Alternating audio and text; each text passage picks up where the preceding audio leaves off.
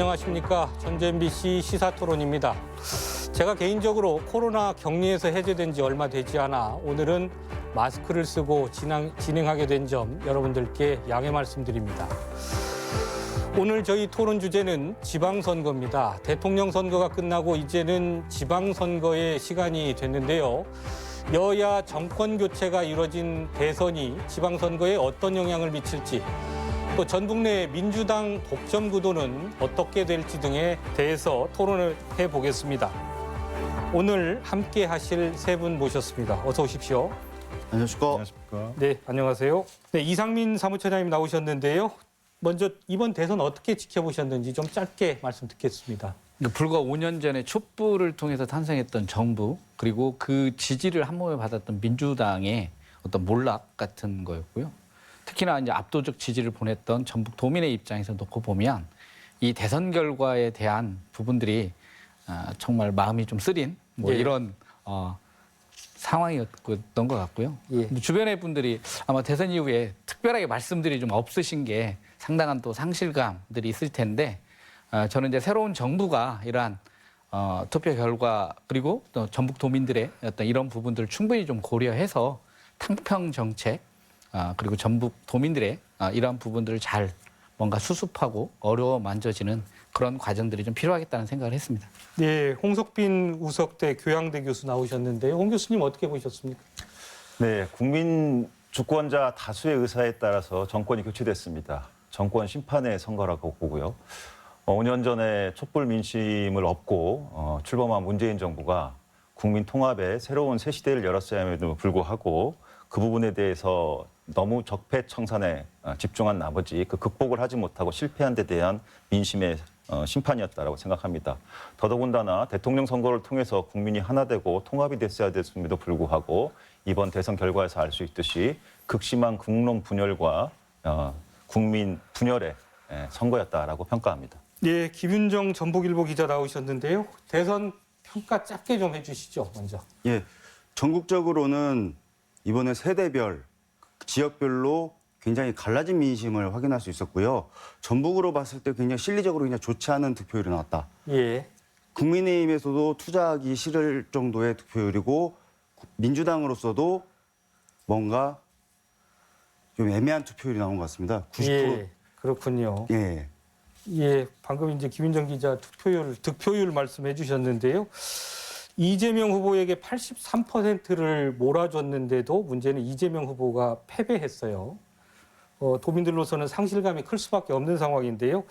향후 정치적으로 전라북도는 어떤 영향을 받을까요? 뭐 차례로 좀 조금 전망을 해주실까요? 전라북도는 아마 민주당 그 주도하는 세력에 의해서 끌려갈 거라고 저는 생각하고 있는데요. 이제까지 호남이 민주당의 정치를 주도해 왔는데 지금은 민주당 내에서 호남 정치인이 주도하지 않습니다. 지금 강경파가 목소리 큰 사람들이 주도를 하고 있고, 오히려 득표율이 적은 지역의 국회의원이 득표율이 높은 지역의 정치인들한테 훈수를 두는 그런 상황도 벌어지고 있는데요. 네. 지금 득표율이 높게 나온 만큼 민주당으로 결집하는 현상이 더 있긴 하겠지만은 민주당 내부에서 권력 싸움이 벌어지기 때문에 추후에 좀 경과는 지켜봐야 될 것 같습니다. 그렇군요. 쇄신의 경쟁 이런 것 속에서 전북 또 호남의 정치권이 어떤 입지를 차지하게 될지 이 부분 차차 논의해 보도록 하고요. 이상민 처장님 아까 득표율 얘기했습니다만 전라북도나 호남 정치권으로서는 많이 미뤄졌지만 대선에서 패배했기 때문에 정말 좀 좋지 않은 상황 같습니다. 어떻게 보십니까? 집권을 했으면 당연히 이제 좋은 분위기였을 텐데 이제 그렇지 못했다라고 하는 게 전제고요. 저는 어쨌든 우리 시대의 리더십은 이번 대선 결과를 놓고 봤을 때도 어떤 통합이라고 하는 부분들이 중요할 수밖에 없는데, 현재 이제 인수위 구성이랄지 이런 재반의 과정들을 놓고 보면 뭐 능력 위주의 뭐 이게 선정이라고는 하지만 어떤 지역 안배랄지 어떤 통합을, 그러니까 어떤 인사를 통해서 통합에 대한 밑그림 뭐 이런 비전들을 좀 제시해 주길 기대했는데 좀 그러한 부분들이 좀 부족하다는 생각이 들고요. 특히나가 이게 어쨌든 정치가 뭔가 이 통합이라고 하는 것은 뭔가 자기들이 가진 것을 내놓고 어떤 그 설득하고 이런 과정들이 필요한데, 특히나 이번 어떤 민심의 향배를 놓고 봤을 때 호남 그리고 전북권에 대한 어떤 새로운 정부가 어떤 입장과 태도를 취할 것인가라고 하는 부분들이 향후 5년에 정치 지형에 큰 영향을 미칠 거라고 생각을 합니다. 이제 결국에 현재와 같은 대결 구도 또는 이 갈등 구도가 지속될 것인지 그렇지 않으면 큰 폭에서 어떤 이런 탕평 정책을 통해서 뭔가 새로운 변화의 지점을 만들어낼 건지. 근데 저희가 역대로 놓고 보면 어떤 갈등과 갈라치기를 했던 정부치고 성공한 정부가 없었거든요. 이제 그러한 어떤 역사적 경험들이 큰 교훈이 되어서 새로운 어떤 변화를 좀 기대하고는 있습니다. 네, 홍 교수님 뭐 두 분은 그러지 않길 바란다라고 이제 말씀을 하셨는데요. 필연적으로 결과가 이렇게 나오니까 이제 호남, 전북이 고립되는 거 아니냐 이런 걱정하시는 분들이 뭐 자연스러운 걱정일 것 같아요. 홍 교수님은 어떻게 보십니까? 예, 이번 대통령 선거에서 전북이 82.98%의 몰표를 민주당 이재명 후보에게 몰아줬습니다. 이 수치는 지난 15대 대통령 선거였던 김대중 대통령 당선 당시 그리고 16대 대통령이었던 노무현 대통령 당선 당시의 수치와 거의 비슷한 수치인데요.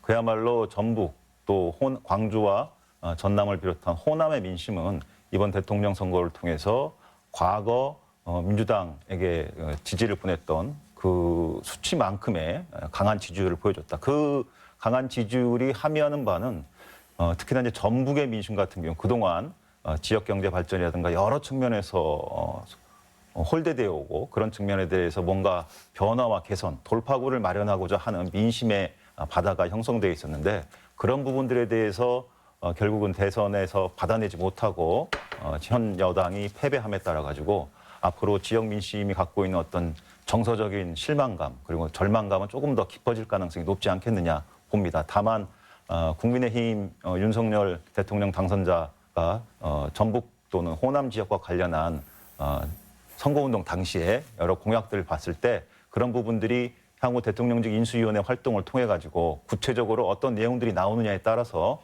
전북을 포함한 호남의 민심의 향배는 조금 변화할 여지도 남아있다라고 보고 있습니다. 예, 저희 토론 주제가 지방선거인데요. 대선으로부터 영향을 받지 아니할 수가 없기 때문에 또 대선의 결과가 전북 도민들 입장에서는 너무나 아쉽고 또 좀 통탄스러운 그런 결과이기 때문에 그 이야기가 지금 자꾸 나오는 것 같습니다. 지방선거로 조금 이동해 보겠습니다. 김은정 기자, 이 대선이 지방선거에 미치는 영향이 막대하다라는 데는 뭐 다들 동의하잖아요. 근데 아까 이야기 중에 전북의 정치권이 대선을 기점으로 해서 어떤 지방선거 국면에서는 조금 끌려갈 것이다. 이런 이야기 잠깐 하셨는데요. 어떤 이야기인가요? 좀 구체적으로 얘기를. 일단 호남에서 가장 많은 득표를 줬음에도 호남 정치인들이 민주당 내부에서 아젠다를 만들지 못하고 있다라는 게 분명한 사실이고요. 이제 마지막으로 이낙연, 정세균으로 좀 호남 정치인들이 목소리를 내는 시대가 좀 끝난 것 같습니다. 그런 게 좀 중앙의 분위기가 확실히 감지가 되고 있는 상황에서 82%가 넘는 득표율이 오히려 호남에는 독이 됐다. 전북에는 독이 됐다고 저는 보고 있는 게 어떤 이야기가 나오냐면은 앞에서는 호남이 고맙다고 하지만 민주당은 민주당 정치인들이 잘해서가 아니고 원래 거기는 그렇게 나오는 곳이라고 생각을 합니다. 투자 안 합니다. 국민의힘에서는 야 아무리 해도 안 되는구나 이 지역은. 그래서 후보를 안 내요. 그러니까 결론적으로 고립 현상이 여기서 나오는 거거든요. 그렇기 때문에 어떻게 이 당에서 이 투쟁이 어떻게 진행되냐에 따라서 전북 정치권은 눈치를 볼 수밖에 없고 공천률도 거기에 맞춰질 수밖에 없을 것 같습니다. 예, 두 분은 뭐 어떻게 바라보십니까? 저희 말씀을 지금. 그러니까 뭐 저희들이 봤을 때 그 정치적 영향력이라고 하는 부분들이 그러니까 어떤 민주당의 확고한 지지 기반임에도 불구하고 지역 출신 정치인들이 어떤 중앙 정치에서 영향력과 역할을 제대로 못하고 있다라고 하는 평가는 어제 오늘 일은 아닌 것 같고요. 그게 어쨌든 이제 지도자 또는 지도력이라고 하는 표현을 놓고 봤을 때 앞에서 말씀 주셨듯이 뭐 정세균, 이낙연, 호남을 대표했던 이제 인물들이 어쨌든 큰 틀에 놓고 보면 또 뒤로 밀려나야 되는 이런 상황인데 이제 그 과정에서 과연 전북 정치권은 새로운 인물을 키웠느냐라고 하는 문제가 있을 것 같고요. 두 번째는 이제 그런 확고한 지지 기반을 가지고 있음에도 불구하고 중앙 정치에서 영향을 발휘하지 못하는 건 어떤 그 민주당의 아니라 그러니까 호남의 어떤 민주당의 아니람이죠. 어차피 이 선거라고 하는 것들이 어떤 경쟁이랄지 자기 혁신을 통해서 유권자의 선택을 받는 게 어떤 본질이 돼야 되는데 그렇지 못한 정치 구도 속에서 안주하고 기득권의 안주하는 이런 현상들이 지금의 어떤 정치적 결과를 나타냈다라고 하는 거고요. 특히나 이제 전북 유권자 입장에서 아쉬운 것은 저희가 이제 투표를 한 것은 어떤 전국 정치라고 하는 국가의 방향이라고 하는 것들이 어떻게 가야 될 거냐라고 하는 어떤 전략적 투표를 한 건데 그게 어떤 정치적인 결과를 놓고 봤을 때 불리할 수밖에 없는 결과를 가져왔다라고 하는 어떤 이런 부분들. 그래서 좀 저는 이제 긍정적으로 좀 볼 수 있는 건 어쨌든 그래도 이 호남 민심은 어떤 국가라고 하는 큰 틀에서의 어떤 전략적 투표라고 하는 이 부분들이 앞으로 민주당의 어떤 대선이랄지 국회의원 선거에서 미치는 영향은 지대할 텐데 그 부분을 제대로 뭔가 이 실현할 수 있는 정치권의 정치력과 인물 이러한 부분들이 해결돼야 한다. 그렇다고 한다면 이번 지방선거에서도 얼마만큼 이 전북 도당 그리고 민주당이 혁신하고 변화하는 모습들을 보일 거냐라고 하는 부분들은 공천 과정의 누리랄지 어떤 인물들을 공천하는가에 따라서 도민들은 좀 판단할 수 있을 것 같고요.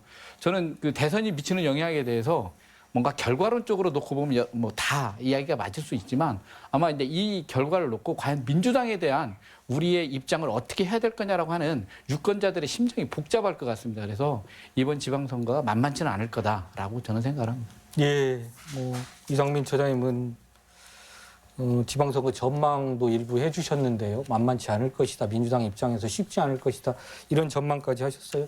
두 분 어떻게 또 생각하십니까? 예. 민주당에 대한 전북 도민 그리고 호남의 지지는 그동안 전통적으로 늘상 있어 왔기 때문에 한편 민주당의 호남 정치권에서 안이하거나 나태한 측면이 있었던 것도 사실입니다. 다만 전라북도 도민 또 그리고 호남민들의 입장에서 봤을 때 민주당과 민주당 소속의 정치인들한테 기대하는 것이 과연 무엇일까?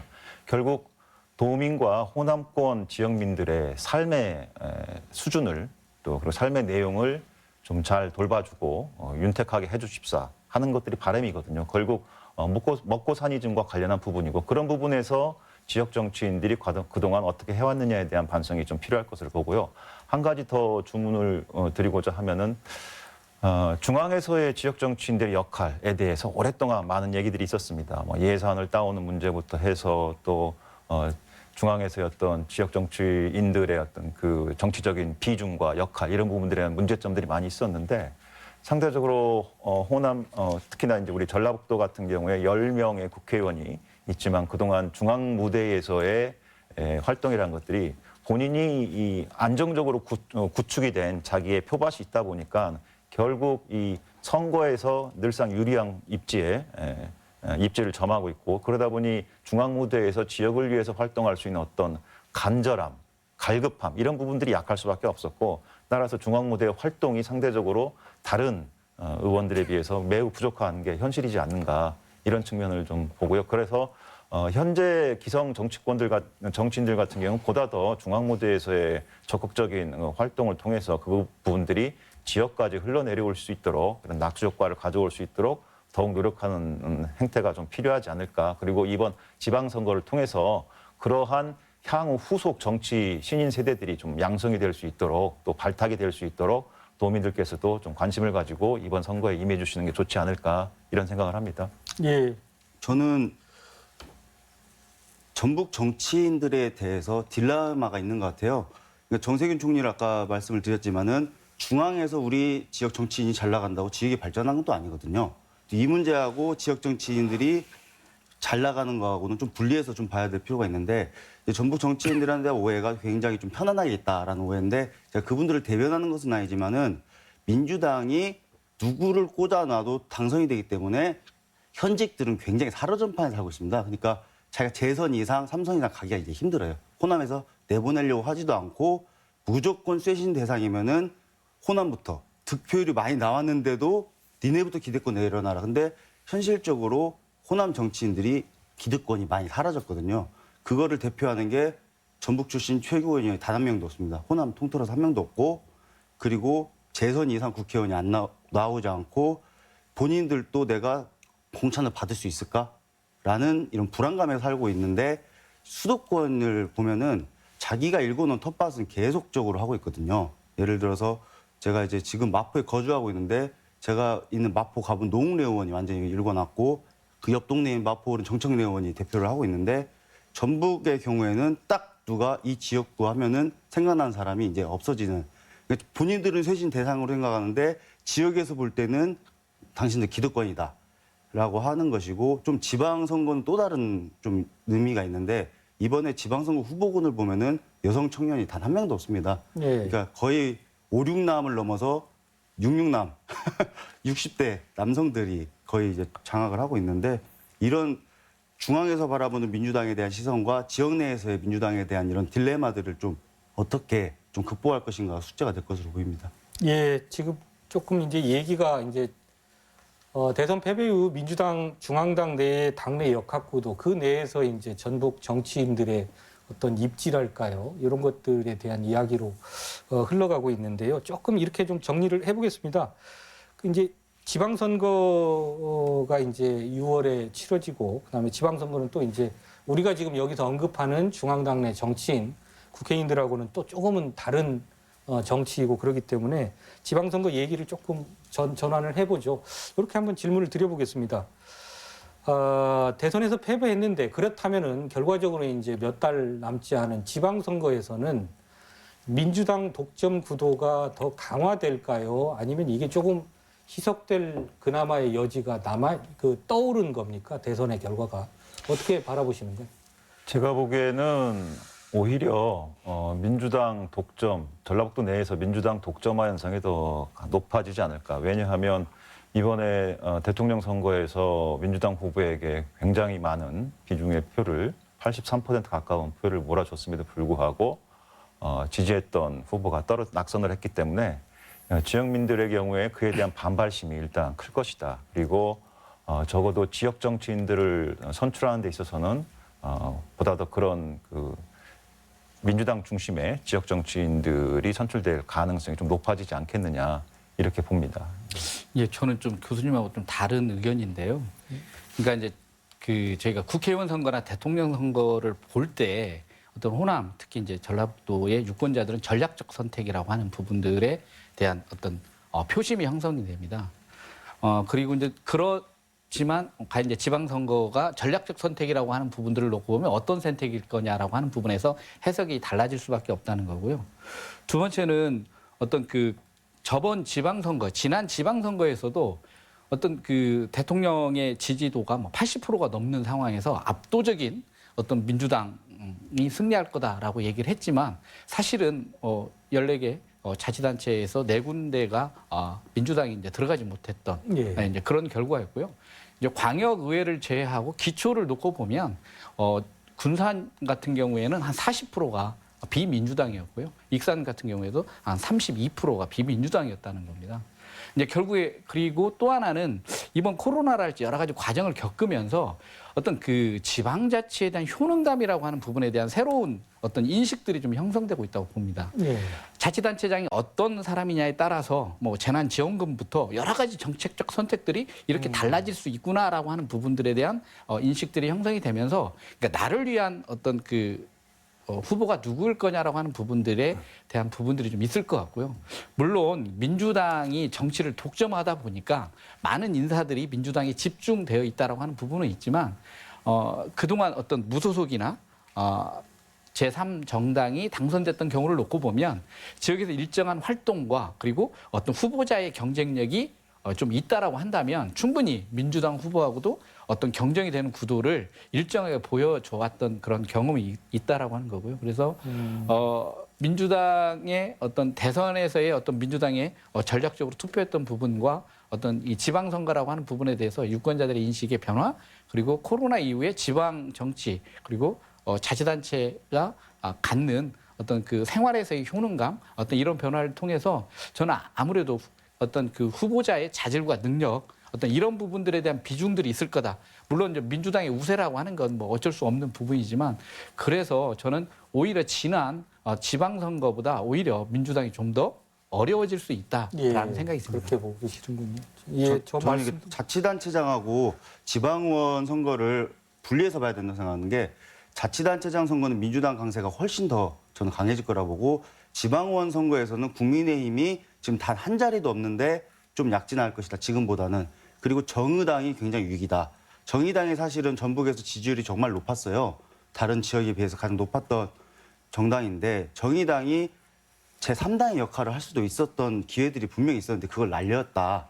이번에 심상정 그 후보가 1%대의 그 득표를 받은 것은 굉장히 의미가 있다. 굉장히 정의당이 힘들어질 것이고 국민의힘이 그 자리를 좀 채우지 않을까 생각을 하고요. 자치단체 선거는 그 후보들 하는 거 보면은 보이거든요. 굉장히 간절합니다. 민주당 공천 받으려고 어떤 방법을 써든지 간에 받으려고 하는 분위기들이 감지가 되고 있고 어떻게 보면 정상이 아니거든요. 본선보다 경선이 훨씬 치열하고 네. 경선 끝나면은 번아웃 돼버린 현상들. 좀 이것들이 좀 반복되지 않을까 싶습니다. 예. 이 사무처장님이 이제 아까 그 무소속 지난 지선에서 무소속 후보들의 당선 이런 말씀들을 하시고 또 전략적 투표 저도 뭐 100% 동감하는 측면이 있고요. 다만 이제 지난번에 당선됐던 무소속 돌풍이라고 하는 것도 사실은 민주당 내에서 이제 경선에서 탈락했던 사람들이 무소속으로 출마해서 당선됐기 때문에 예. 크게 보면 같은 범주에 있는 후보들이었다라는 측면이 좀 있는 것 같고요. 근데 민주당의 범주냐 아니냐 이런 문제를 떠나서 우리가 지방선거라는 것은 결국 생활정치, 풀뿌리 민주주의를 실행하는 장이기 때문에 특히나 높아진 그 지역민 유권자들의 어떤 선거의식 그리고 어떤 그 기대에 따르면은 제가 보기에는 그 지금의 지역 내에 있는 정치인들의 어떤 세력, 고착화된 세력화 이런 부분들이 조금 완화될 필요가 있는데 그건 결국 새로운 능력 있는 참신한 후보들을 발굴해서 우리가 후보로 내세울 수 있는 그런 것들이 가장 중요하다고 봤을 때 오히려 이번에는 그 선거 결과가 뭐 과거와 같을 거다, 다를 거다 이걸 떠나가지고 그 호남 내에서 민주당을 포함해서 국민의힘이나 정의당을 포함해서 얼마나 새로운 그동안 변화를 추진할 수 있는 새로운 정치 신인 후보들을 많이 발굴해서 공천해 낼 수 있느냐. 그리고 그것을 유권자한테 상품으로서 제대로 제시해서 평가받을 수 있느냐. 이런 부분들이 굉장히 중요한 포인트다. 이렇게 보고 있습니다. 네, 뭐 저도 이제 그 말씀에는 공감을 하는 거고요. 어쨌든 정치 지형이 어쨌든 민주당에 거의 이제 바닥에 깔려 있다 보니까 어떤 인물이랄지 이런 거에 너무 제한적이라고 하는 부분들이 있고요. 이제 그럼에도 불구하고 어쨌든 그 뭐 내용적으로 민주당과 크게 다르지 않지만 무소속이라고 하더라도 또는 다른 정당의 이름을 갖는다고 하더라도 이제 그렇지만 민주당의 공천을 받아서 나왔던 후보가 어떤 그 본선에서 떨어지는 이제 이런 결과를 만든다라고 하는 것은 상당한 어떤 그 지점이 있지 않으면 가능하지 않은 구도라고 하는 거고요. 이제 그런 면에서 지난 지방선거가 그랬던 거고 또 이번 지방선거에서도 어떤 대통령 선거에서 졌기 때문에 지역적으로 놓고 보면 졌기 때문에 지방선거에 더 올인할 거다라고 하는 것보다 이게 호남, 앞에서 말씀하셨죠. 우리가 이 대선에서의 어떤 그 전략적 투표가 지역 고립이라고 하는 그런 우려 내지는 뭐 이런 것들이 있듯이 저는 유권자들도 그런 생각을 한다고 생각을 하고요.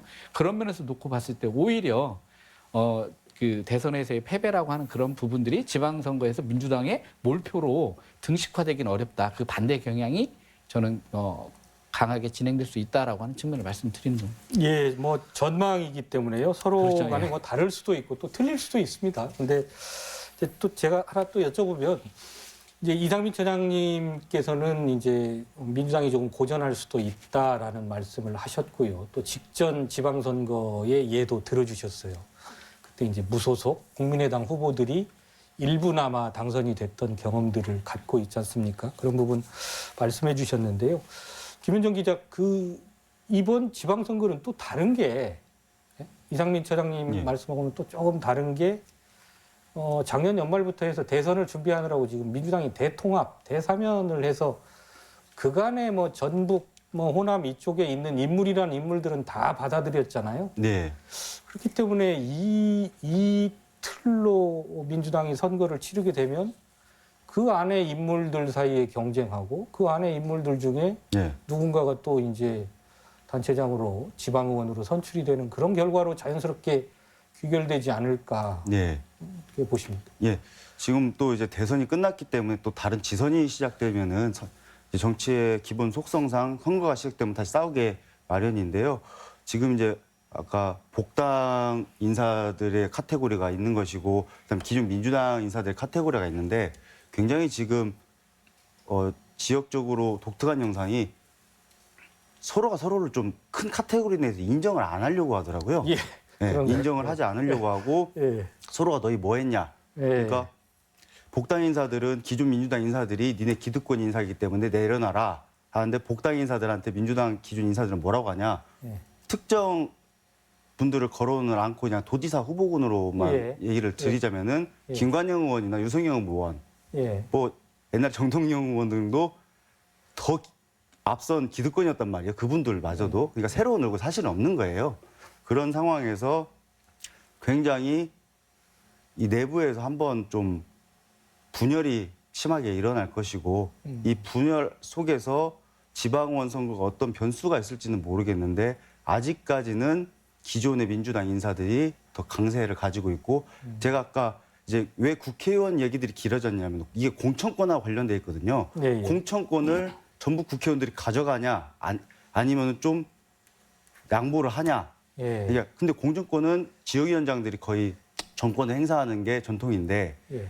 그렇게 된다면은 기존에 이제 있던 사람들이 좀 공천에서 강세를 보이겠지만은 이 중앙당 내부에서 어떤 룰이 생기느냐에 따라서 변수가 크게 예. 생길 것 같습니다. 김 기자님 말씀 지금 막바지 부분에 이제 공천, 개혁 공천안 문제 좀 얘기하셨어요. 예.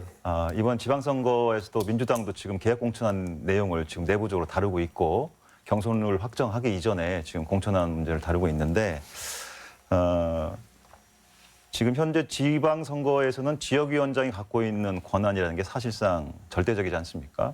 따라서 새로운 인물들을 발굴하는 데 있어서도 매우 제약적으로 작용하는 것이 이제 지역위원장의 공천권이란 말이죠.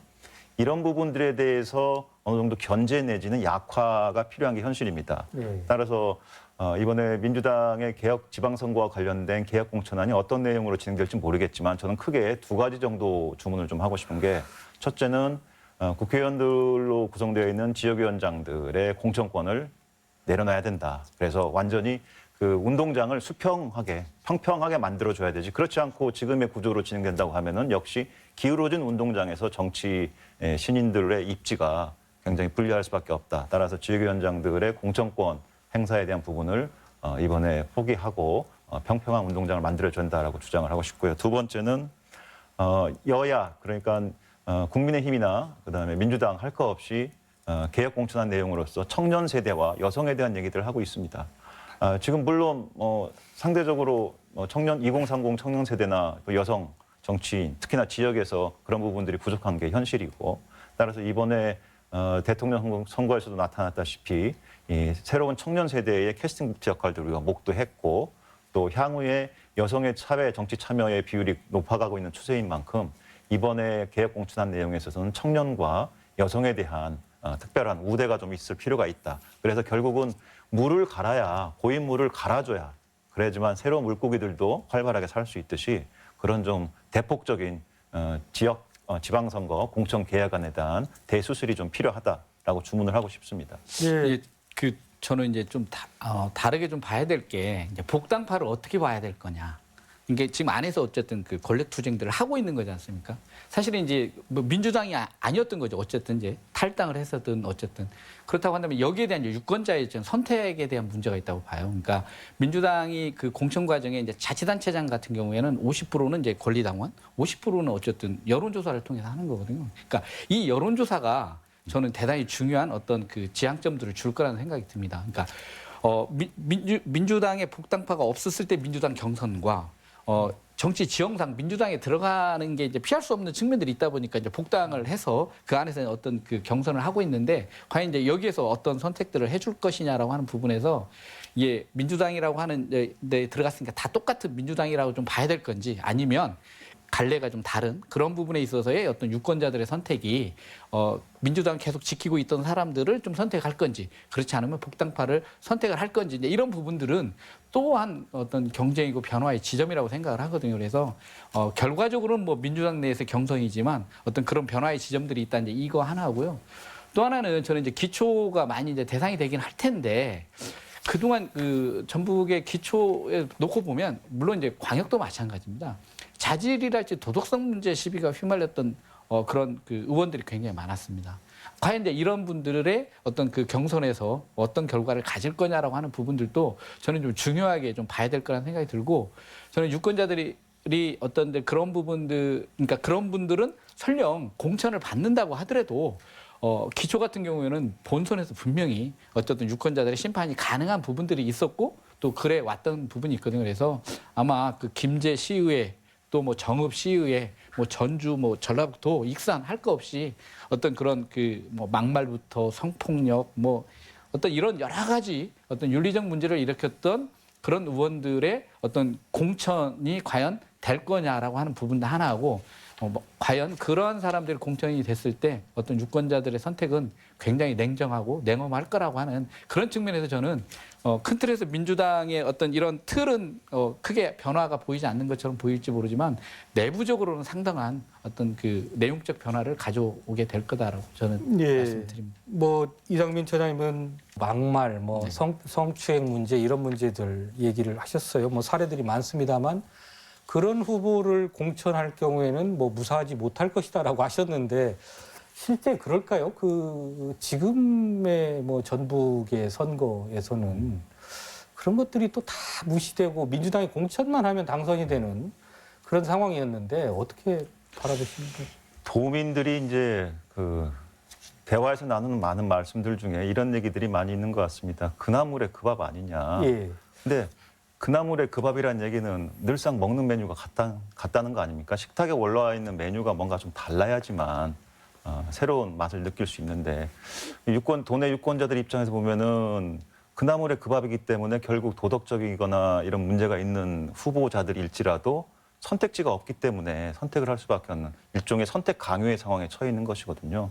따라서 그 식탁에 올라올 수 있는 즉 후보 군들로 올라올 수 있는 사람들을 우리가 어떻게든지 메뉴를 좀 구성을 새롭게 해서 예. 해주는 게 중요한데 그러려고 하면은 메뉴 구성을 하는 요리사 즉 그 공천권을 행사하는 정당과 그다음에 거기서 실제 지역에서 영향력을 행사하는 지역위원장 이런 사람들의 그동안의 요리 레시피를 좀 바꿀 필요가 있습니다. 따라서 그런 부분들에 대한 내외적인 압력을 제어해 줄 수 있는 제도적인 장치가 보완돼야지만 도민들께서 또 새로운 나물과 밥을 드실 수 있는 그런 지역선거, 지방선거를 한번 맞이할 수 있지 않을까 싶어서 공천 개혁안이 굉장히 저는 중요하다라고 보고 있는 것입니다. 좀 다르게 생각하는 게 민주당이 내부에서 공천개혁을 하기가 굉장히 어렵다.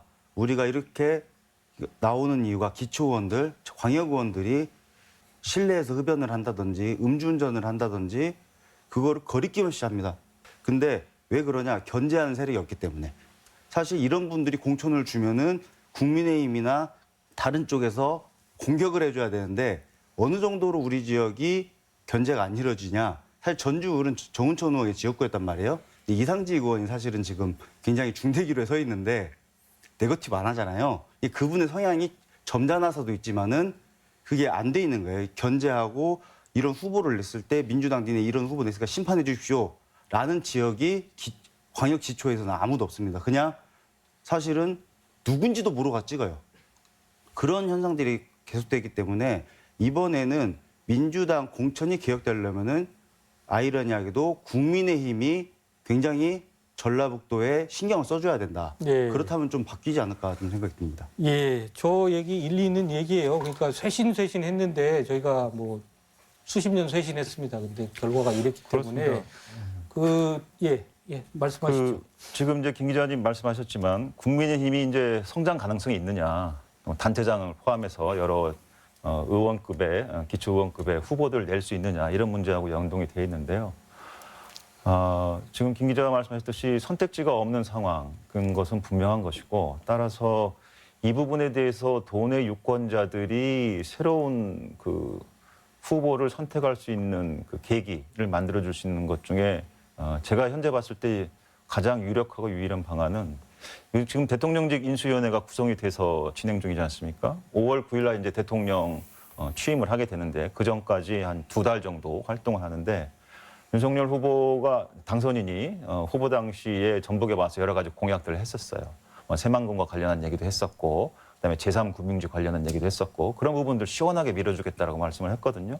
그런 부분들이 이제 과연 이 선거 결과에서 호남에서 그렇게 많은 지지가 민주당 후보에게 간 결과를 보고 지속될 수 있겠느냐라는 의문을 갖고 있는 분들도 많은데 오히려 호남 정치권의 새로운 변화 그리고 물갈이 이런 측면을 위해서 국민의힘이나 정의당이나 기타 다른 야당 또는 무소속의 새로운 정치 신인들이 발굴되기 위해서는 이번에 대통령직 인수위원회를 통해서 호남에 공약했던 그 부분들, 그 공약점들이 구체화돼서 실행력 있게 국정과제로 담길 경우에 그래서 그 국정과제에 담긴 어젠다를 가지고 지방선거에서 국민의힘의 후보들이 새롭게 출마를 해서 그 어젠다의 이행 가능성, 이 어젠다 이행을 통해서 전북도민 또는 호남 정치권의 삶의 수준이라든가 이런 발전을 도모할 수 있다라는 메시지와 영향력을 줄 수 있다면 호남 이번 그 도내 지방선거에서도 기존의 민주당 아성이 조금은 무너질 수 있는 예. 그런 간극을 만들어낼 수 있지 않을까 예. 그런 생각도 해봅니다.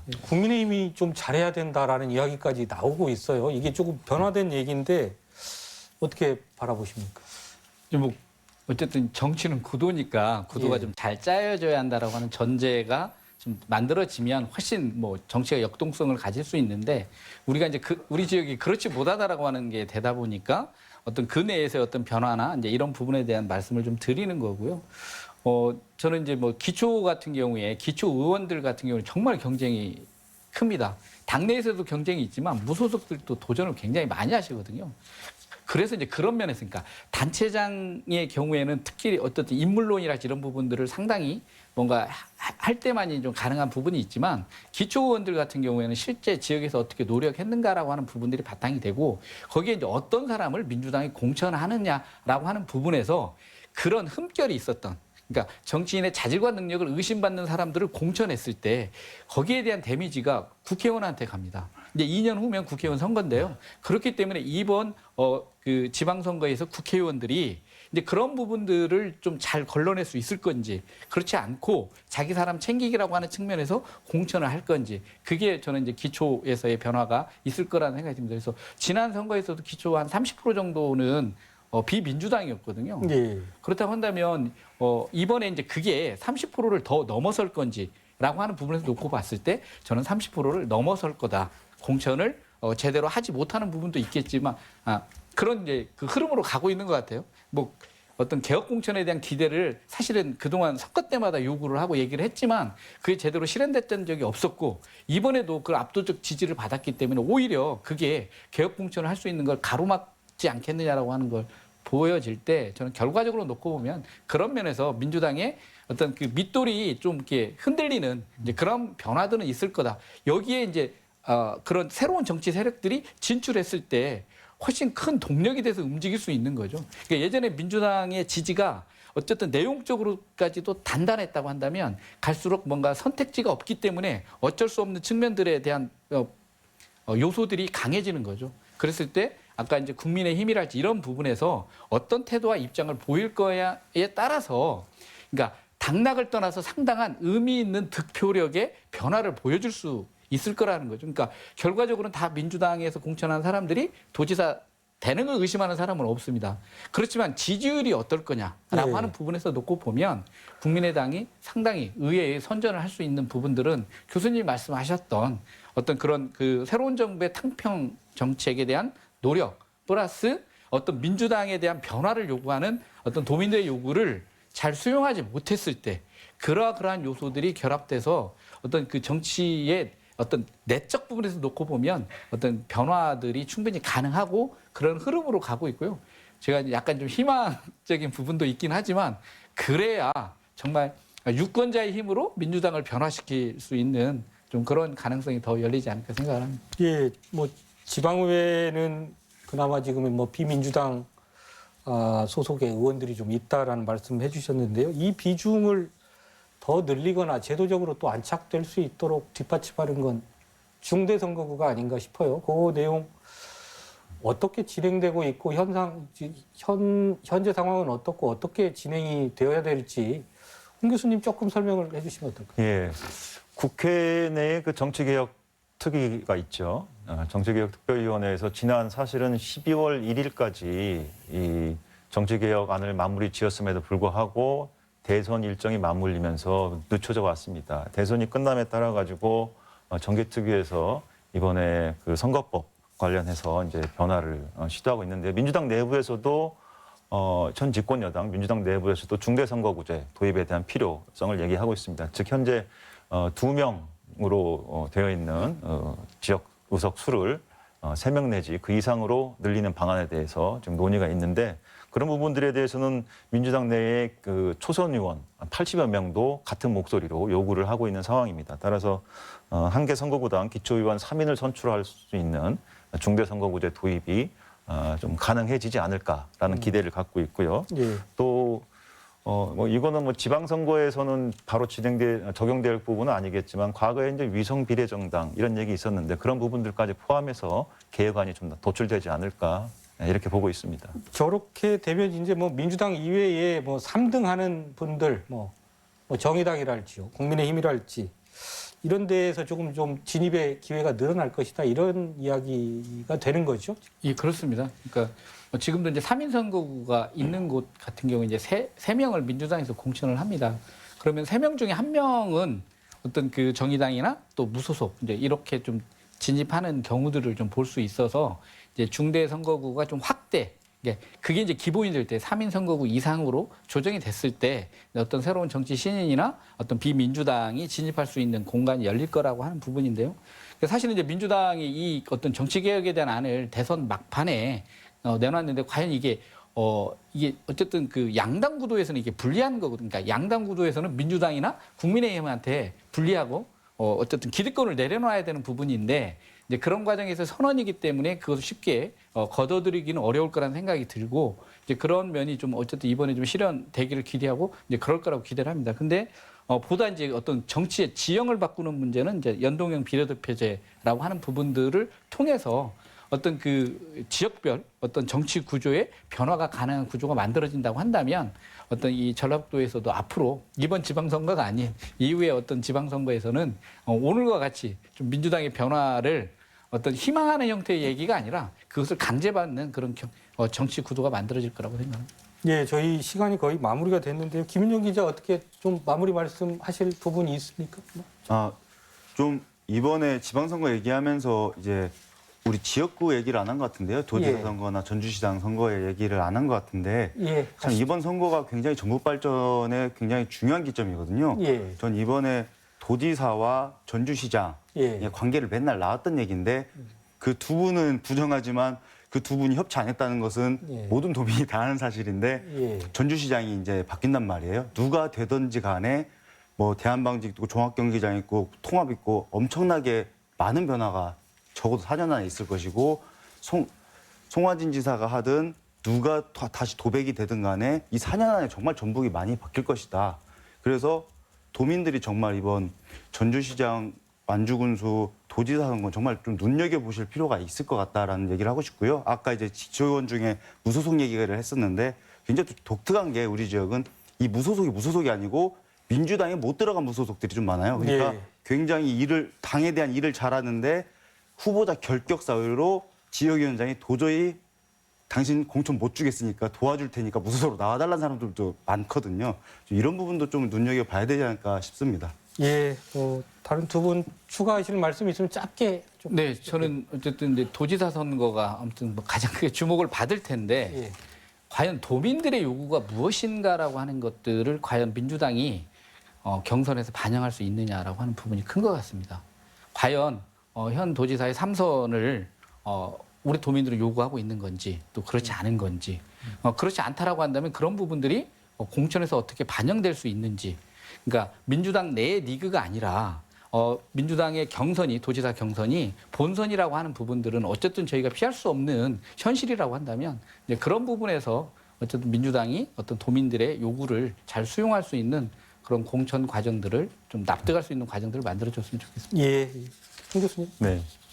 교육감들 후보들조차도 선거운동 중에 지금 파란색 자켓을 입고 다닐 정도로 예. 도내의 민주당의 영향력은 막강합니다. 교육감 선거는 정당 공천이 없음에도 불구하고 파란색을 입는다는 얘기는 내가 민주당이라는 이 메시지를 그렇죠. 도민들한테 네. 전하고 싶은 거거든요.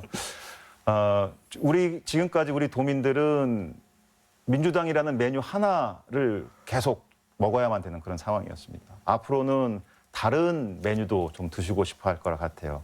그러려고 하면은 그 메뉴에 적합한 후보들이 많이 발굴되어야 하겠습니다. 이번에 어차피 도지사나 또 시장이나 기초단체 의원이나 다 봤을 때 대부분 민주당 의원들이 당선될 가능성이 저는 높다고 봅니다. 하지만 중요한 것은 그들 내부에서도 보다 능력 있고 또 우리 풀뿌리 민주주의 그리고 도내의 경제의 살림살이 이 먹고 사는 부분들을 잘 조금 더 해결을 잘 할 수 있는 유능하고 실력 있는 후보군들을 우리 도민들께서 선택해 주시는 것이 그나마 한 발짝 더 도내 정치가 발전하고 전라북도가 발전할 수 있는 첫걸음이 되겠다, 지름길이 되겠다 이렇게 보고 있습니다.